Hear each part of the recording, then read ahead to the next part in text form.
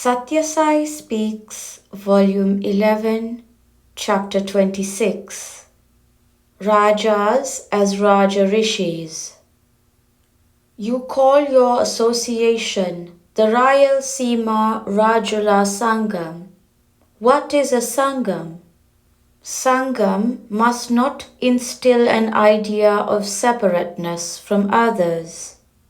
On the one hand, it must emphasize the necessity of interdependence of something like the limbs of an organism, each doing its share in the common task. The Vedas declare that the four castes have four complementary functions, like the head, the hands, the thighs, and the feet. The safety and the security, the strength and efficiency of one depends on those of the other three. Each caste is in charge of some beneficial task and ideal. It is dedicated to some useful way of life, which is essential for society as a whole. Each has rights as well as obligations. The rights are based and are proportionate to the discharge of the obligations. If the ideal is neglected, the caste lowers itself.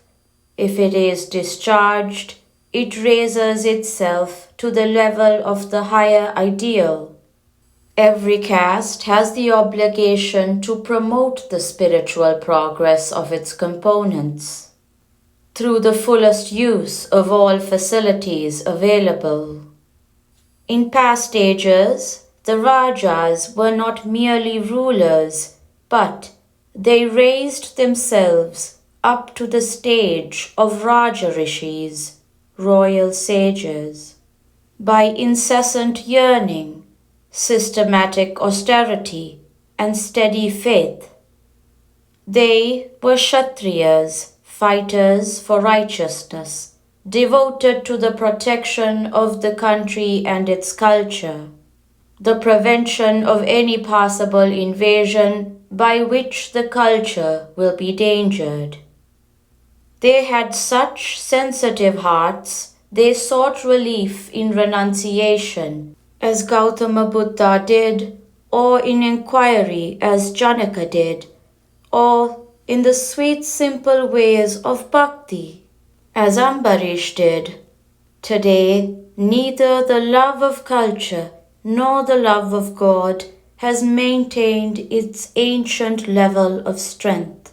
The inroads of alien ways and culture have damaged the ideals of every caste.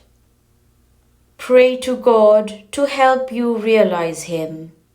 People argue that religions and the system of communities and castes have got to go. But so long as man has variegated aptitudes, skills, and capacity to learn and grow, they are inevitable.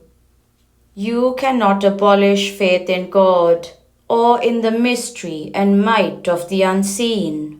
You cannot also abolish distinctions and differences, castes and communities. What can be destroyed, what needs to be destroyed, is the hatred between these natural groups.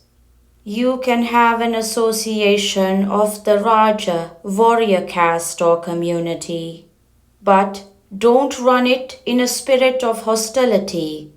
Use the association to pool resources for advancement of the boys and the girls of the community. That is a good reason for the formation of your Sangam. The Divine has in its vision all mankind.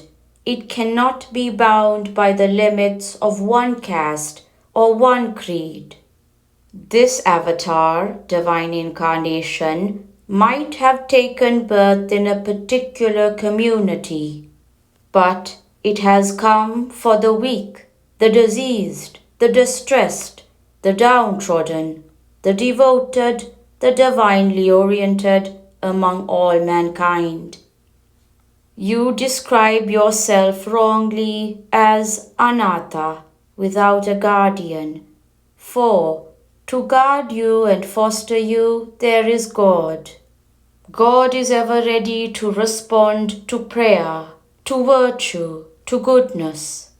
God is the only anatha, for he has no natha, guardian.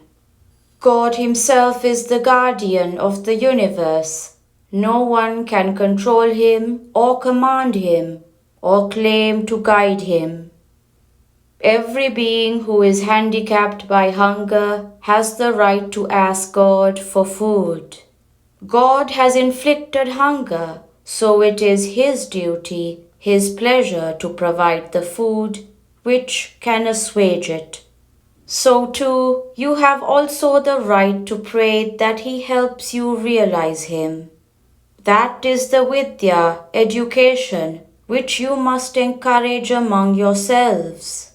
The schools today aim at making children fit for factory, farm, or office. They get the skill for clinging to jobs, but they are not taught to till their hearts, to face the fact of misery and grief. Children today are not taught to take up the office of the servant of God or of a pilgrim on the Godward path. In the hostels for students that you are proposing to establish, encourage activities through which love, compassion, and the spirit of service are cultivated. That alone can justify the labor and sacrifice of the workers on behalf of this organization. Anantapur, June 21st, 1971. Have this axiom inscribed on your heart. Serving others is meritorious. Hurting others or harming others or remaining unaffected and idle while others suffer, this is a sin. Sri Sathya Sai Baba.